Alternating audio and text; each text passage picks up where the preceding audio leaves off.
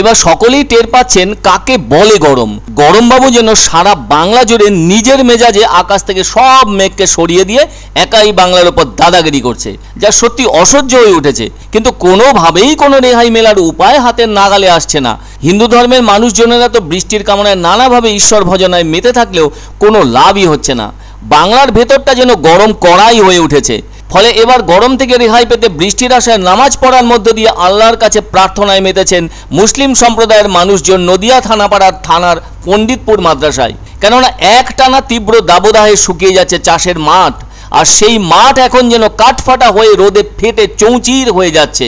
মাঠে ঘাটে বা খালে বিলে যেখানে যত পরিমাণ যতটুকু জল ছিল তা শুকিয়ে গিয়ে তার কাদাও যেন শক্ত হয়ে গেছে।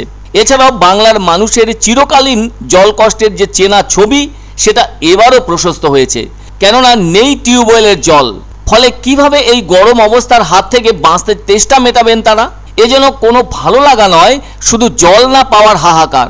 বাংলার বিভিন্ন গ্রামের বিবর্ণ ল্যান্ডস্কেপ এক অদ্ভুত অগ্রগতির ছবিকে তুলে ধরেছে। কারণ জল কষ্ট মানে তা কোনো নির্দিষ্ট সম্প্রদায়ের নয়, আলাদা কোনো জাতিগোষ্ঠীরও নয়।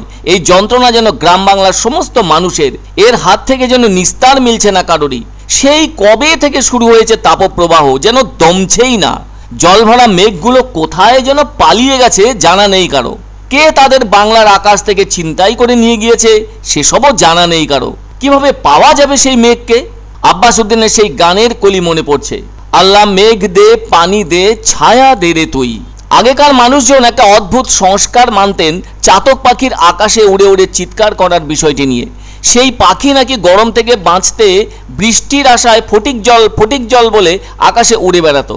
এখনও চাতক পাখি আছে তার চিৎকার, কিন্তু গরমের যা মেজাজ তাতে ছোট্ট চাতকের জল চাওয়ার শব্দ হয়তো হারিয়ে যাচ্ছে। এজন্য মানুষের মনোবেদনার ছবি তৈরি হয়েছে। আর এদিন নদিয়ার এক মাদ্রাসায় জলের হাহাকার থেকে রক্ষা পেতে বৃষ্টির জন্য আল্লাহর কাছে প্রার্থনা করলেন মুসলিম সম্প্রদায়ের মানুষজন নামাজ পড়ার মাধ্যমে।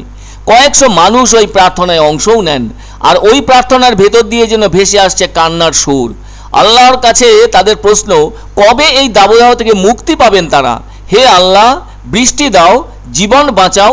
এভাবে আরও কিছুদিন চলতে থাকলে হাহাকার যে শোনা যাবে তা নিয়ে কোনো সন্দেহ নেই। এমন হাহাকার অবস্থার হাত থেকে সকলেই মুক্তি চাইছে। এভাবে জীবনের বাস্তব ঘটনাকে গুরুত্ব দিয়ে নদিয়ার ওই মাদ্রাসায় এই প্রথম নামাজ পাঠ হলো। আলিপুর আবহাওয়া দপ্তর থেকে জানানো হয়েছে আরও 7 দিন এই তাপপ্রবাহ জারি থাকবে। গ্রাম বাংলার বৃষ্টি নামানোর জন্য ব্যাঙের বিয়ের চল আছে। সেই বিয়ে কি এখনো কেউ দিচ্ছে না? যদি কেউ দিতেন তাহলে বৃষ্টি হয়তো নামতই। আবার জলপাইগুড়ির রাজবংশী সমাজের মানুষজনও বৃষ্টির জন্য তিস্তা বুড়ির পুজো দিয়ে থাকেন। তবে যে যাই করুক না কেন, সবই তো বৃষ্টি নামানোর জন্য। যদি সেসব ক্লিক করে যায় তাহলে এই সব শুকনো মুখ থেকেই বের হবে সেই বৃষ্টি পড়ার গান, বৃষ্টি বৃষ্টি বৃষ্টি এ কোন অপরূপ সৃষ্টি, অথবা টাপুর টুপুর বৃষ্টি এলো কোন সে আকাশ থেকে। আল্লাহর কাছে মুসলিমরা প্রার্থনা করে, দোয়া করে যাতে দ্রুত বৃষ্টি হয় এবং মানুষের যে সমস্যা সেই সমস্যা থেকে যেন মানুষ বাঁচে, তার জন্য ইস্তেসকা নামাজ হয়েছে।